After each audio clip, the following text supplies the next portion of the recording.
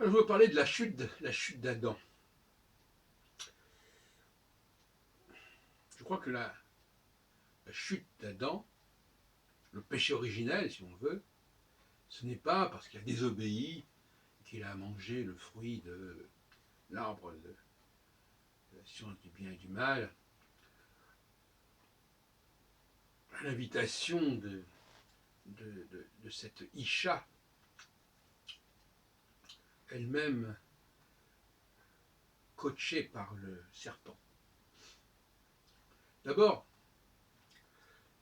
cette Isha, justement, qui naît de la côte d'Adam, qui naît d'Adam, et qui n'est pas, vraiment ce qu'on dit,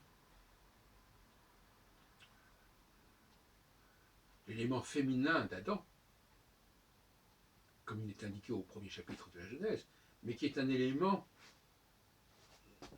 comme dirait d'ailleurs Kékédic, c'est une aide, une assistance. Donc cette Isha, en réalité, c'est une assistante.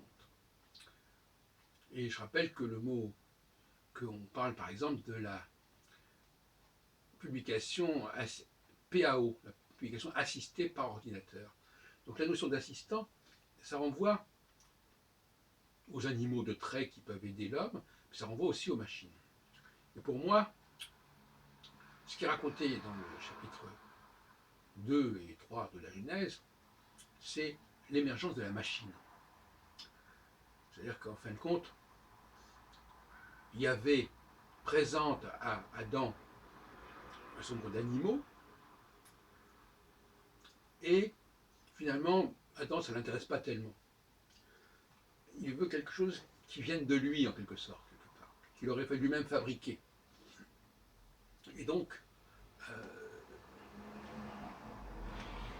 Dieu, je ne voudrais pas rentrer dans le détail de comment on le désigne dans ce chapitre, c'est un problème en soi, Dieu l'aide à accoucher, si on peut dire, de la Isha. On dit la femme.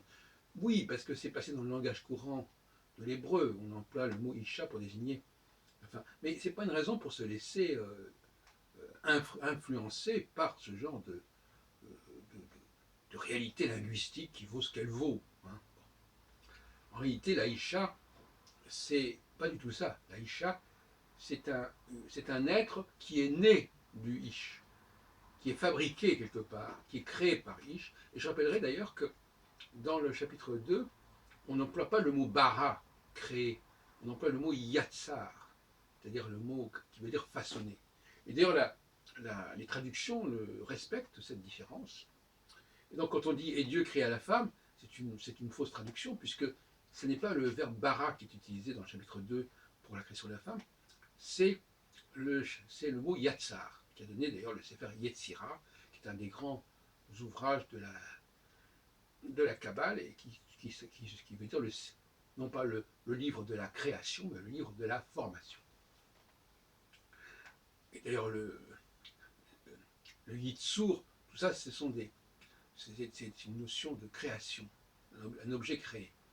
Yetzirati, en hébreu, c'est mon œuvre. Donc, voilà, donc Dieu a façonné, puisque j'en prends le terme qui est utilisé par la Bible traduction du rabbinat, il a façonné. Il a façonné la femme parce que Adam ne se contentait pas de vouloir disposer d'un animal. Donc on nous raconte que finalement on rentre avec cette histoire, on rentre dans le monde de la technique. Et le fait par exemple qu'ils aient découvert qu'ils étaient nus, eh bien, ils ont fabriqué un pagne. C'est déjà un objet, c'est déjà une technique, la fabrication d'un pagne. Même si ce pagne est fabriqué avec des feuilles de figuier, c'est déjà un outil, c'est déjà une fabrication. Et la nudité, c'est justement, et c'est là qu'on arrive au problème numéro 1, c'est l'aliénation. On est aliéné quand on se sent nu, quand on a envie d'avoir quelque chose, on a envie d'être assisté, on a envie d'être aidé, on a envie d'être complété. C'est ça la nudité. Normalement, la nudité, il faut l'assumer, la nudité.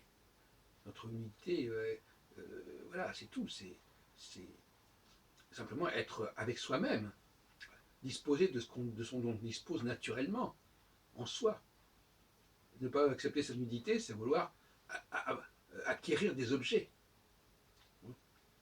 Donc là, la chute d'Adam, ce n'est pas la question de l'avoir désobéi en ne mangeant pas tel et tel, désobéi à tel et tel commandement, mais c'est véritablement le fait d'avoir été tenté par la femme.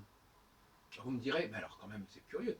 C'est Dieu lui-même qui fabrique cette femme, et, et cette femme, elle va tenter Adam. Qu'est-ce que ça veut dire? Qu'est-ce que ça veut dire ça? Ah oui. Ce qui pose la question de savoir quel est ce personnage que l'on appelle Dieu et qui finalement tente Adam au moyen de cette femme qui est née de lui, ce qui est encore plus excitant parce que quelque part, c'est un peu le processus de Pygmalion, hein, le sculpteur qui est amoureux de sa propre création. Donc,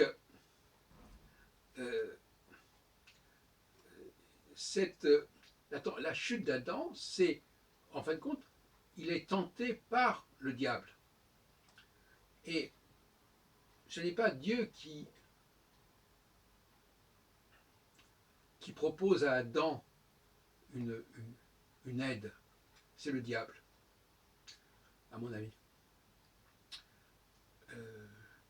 Alors vous me direz, mais comme il est écrit dans la Bible, Yahvé Elohim. Oui, mais Yahvé Elohim, on ne sait pas très bien ce que ça veut dire, parce que d'abord c'est une aberration, puisque Yahvé, Elohim, qu'est-ce que c'est que ces deux mots qui sont mis à côté d'un côté? Le Elohim, dans l'Exode, c'est pas Elohim, c'est un Elohim. C'est un Elohim, c'est ton Elohim, c'est notre Elohim, c'est pas n'importe quel Elohim. Donc finalement, pour moi, on est dans un processus de tentation. Tentation de quoi? Tentation de la technique, de la technologie.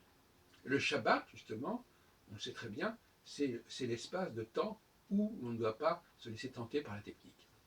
Donc le Shabbat, c'est la rédemption, pour employer l'expression utilisée par les lignes de l'unification, qui parlent d'autre chose. Enfin, je veux dire, le Shabbat, c'est une façon de corriger l'erreur commise au Jardin d'Éden. C'est un point qui n'a pas été assez mis en avant. Donc, il faut prendre le mot Ezra qui est proposé. Donc, Dieu dit. Alors, ce qui est intéressant, c'est que ce n'est pas Adam qui a proposé d'avoir une aide. Non, c'est Dieu. Enfin, Dieu, pour moi, le diable. C'est Dieu qui a proposé à Adam de se voir adjuger, adjoindre quelqu'un. Alors, on revient à la tentation de Jésus quand il est parti comme ça et qu'il est confronté à l'esprit du mal qui lui dit voilà, on t'offrira ceci, on t'offrira cela. C'est ce qu'on appelle la tentation. Eh bien, cette tentation de Jésus, elle n'est que le pendant de la tentation d'Adam. Et on n'a pas suffisamment dit que c'est la même question qui se pose ici.